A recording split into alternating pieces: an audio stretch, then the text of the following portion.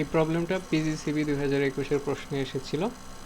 এখানে বলছে যে during a short circuit test on a transformer rated 500 KVA 69 KV 4.16 KV 60 hertz এই voltage current এবং পাওয়ার পাওয়া গেছে। Calculate the value of reactance resistance of the transformer refer to high voltage side. তো খুবই সহজ একটা প্রশ্ন। আমাদের এখানে যে শর্ট সার্কিট টেস্ট করা হয়েছে সেটা হাই ভোল্টেজেই করা হয়েছে,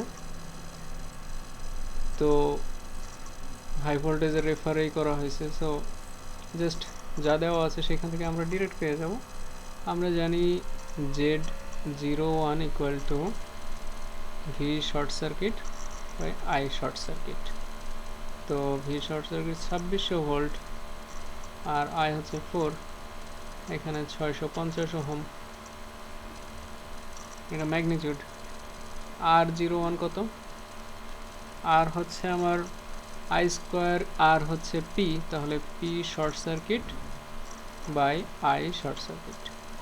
পি হচ্ছে 2400 ওয়াট, আই হচ্ছে 4, তো এটা হচ্ছে 600 ওহম। আই স্কোয়ার হবে এখানে, তাহলে এটা হচ্ছে 4 স্কোয়ার, আমাদের এইটা হচ্ছে 150 ওহম। আর X01টা আমরা ডিরেক্ট এইভাবে পেয়ে যাচ্ছি, Z01 থেকে R01 স্কোয়ার, এটা বাদ দিলেই হয়ে যায়।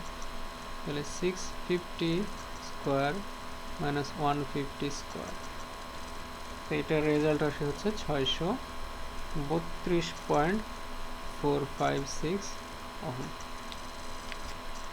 এটাই হচ্ছে আমাদের অ্যান্সার।